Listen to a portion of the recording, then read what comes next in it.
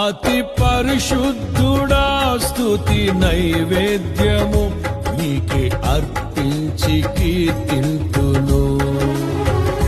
నీవు నా పక్షమై నన్ను దీవించగా, నీవు నా తోడువై నన్ను నడిపించగా, జీవింతును నీ కోసమే ఆశ్రయమైన నా యేసయ్యా.